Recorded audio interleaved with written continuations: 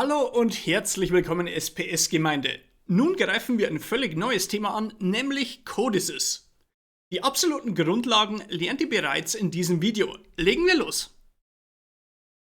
Das Wichtigste zuerst. Was ist eigentlich Codices?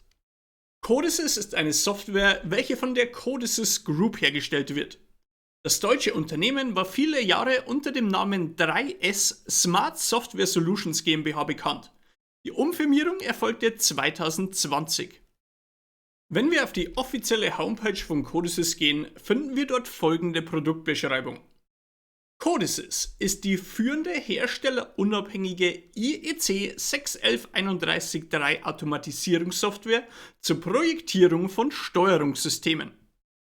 Aha, alles klar. Falls ihr mit dieser Aussage noch nichts anfangen könnt, ist das mehr als verständlich. Ich möchte euch jetzt im Schnelldurchgang erklären, was herstellerunabhängig in diesem Kontext bedeutet, was die IEC 61131-3 ist und wann man eigentlich eine Automatisierungssoftware benötigt. Beginnen wir bei letzterem. Eine Automatisierungssoftware benötigst du immer dann, wenn du den Programmcode für deine SPS schreiben möchtest. Es handelt sich dabei also um eine Software, welche du zum Programmieren verwendest. Wie bereits erwähnt, ist Codices herstellerunabhängig. Das ist wahrscheinlich einer der spannendsten und wichtigsten Vorteile der Software. Vergleichen wir das Ganze mal mit dem TIA-Portal von Siemens. Möchtest du eine aktuelle Siemens SPS programmieren, so benötigst du dafür das TIA-Portal. Software und Hardware stammen vom selben Hersteller. Du kannst mit dem TIA-Portal nur Siemens-Steuerungen programmieren. Das System ist also an einen bestimmten Hersteller gebunden. Codices verfolgt hier einen komplett anderen Ansatz.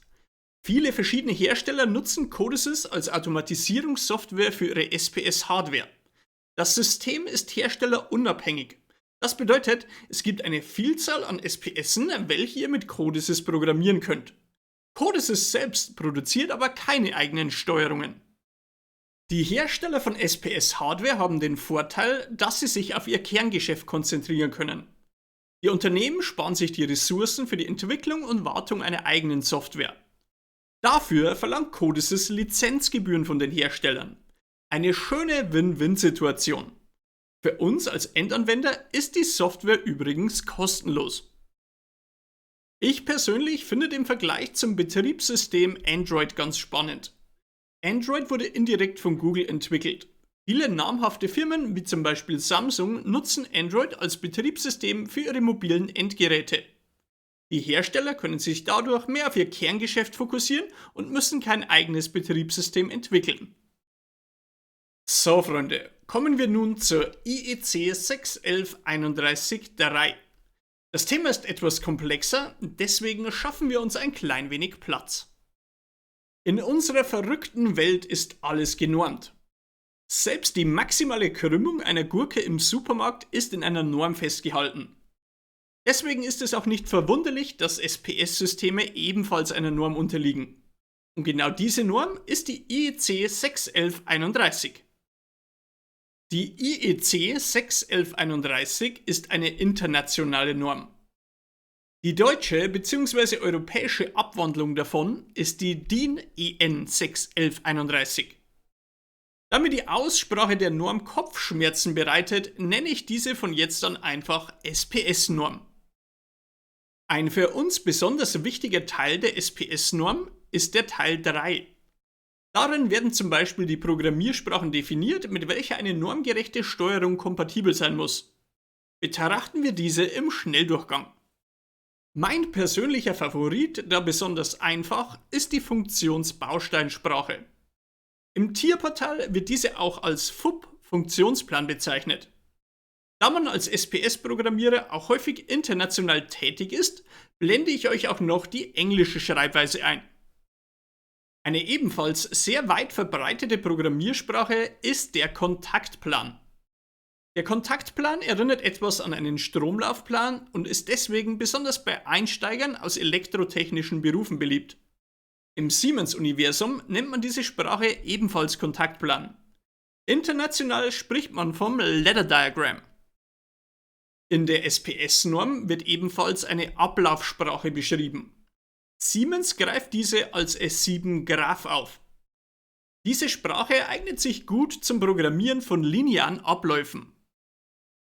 AWL ist so etwas wie die Mutter aller Programmiersprachen. Die Anweisungsliste war früher eine Art Standard bei Siemens. Heute sollte man neue Anlagen nicht mehr in AWL programmieren. Diese textbasierte Sprache gilt als veraltet.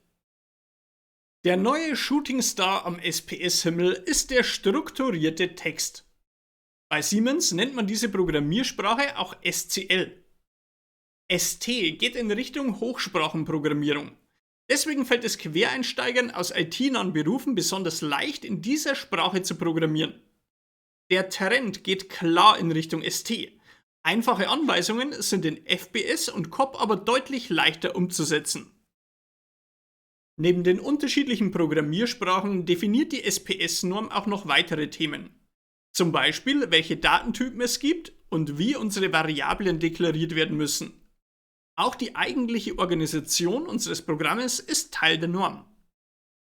Das Ziel der SPS-Norm ist das Schaffen eines einheitlichen Standards. Im Idealfall können wir dadurch unsere SPS-Programme zwischen den Systemen der Hersteller transferieren. Momentan sind wir davon aber noch etwas entfernt. Codesys hält sich ja relativ genau an die SPS-Norm. Bei anderen Herstellern ist das nicht der Fall.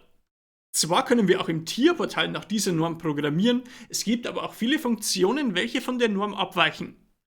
Ich persönlich würde sagen, das Tierportal ist höchstens an die IEC 61131 angelehnt. Das erkennt ihr bereits an den unterschiedlichen Namen für die einzelnen Programmiersprachen.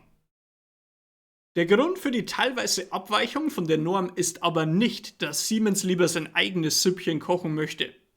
Die Wurzeln der Siemens-Software sind einfach schon viel älter als die SPS-Norm. Aus Kompatibilitätsgründen und aus der Historie heraus gibt es im Tierportal einige nicht konforme Funktionen.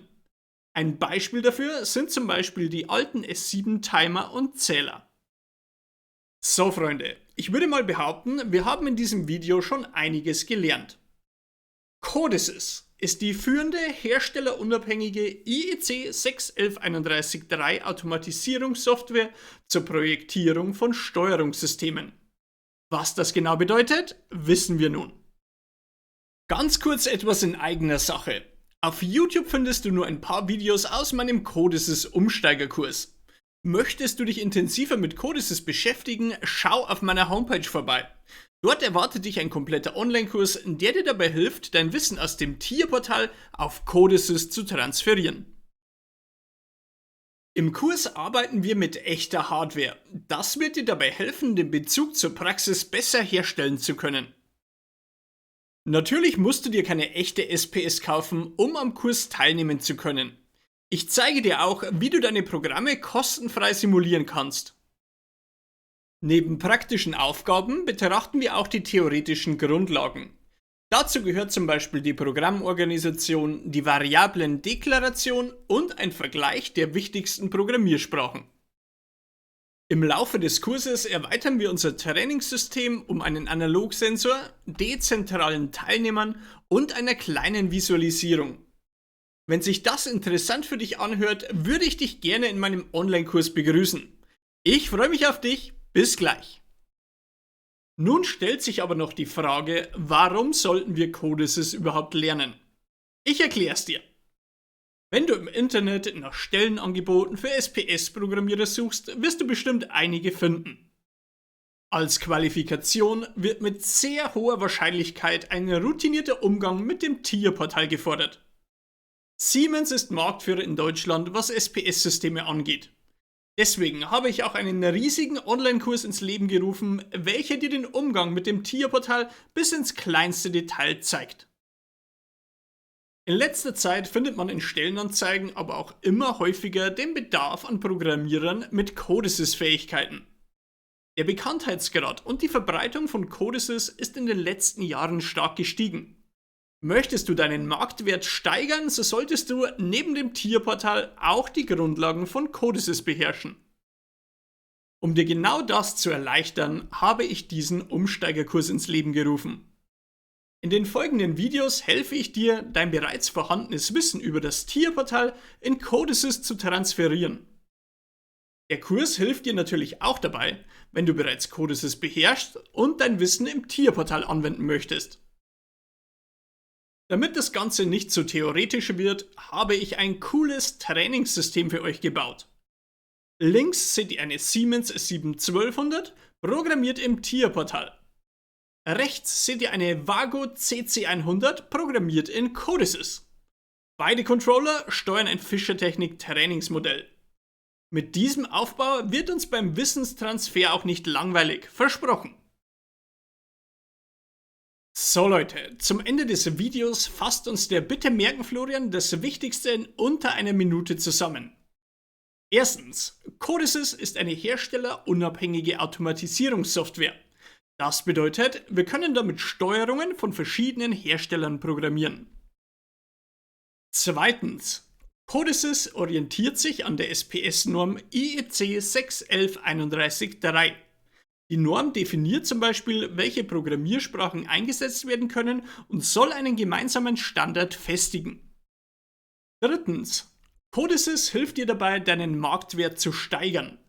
Je mehr Skills du hast, umso attraktiver bist du für potenzielle Arbeitgeber. Und last but not least, Codesys kann kostenlos heruntergeladen werden. Das macht den Einstieg für Endanwender besonders einfach.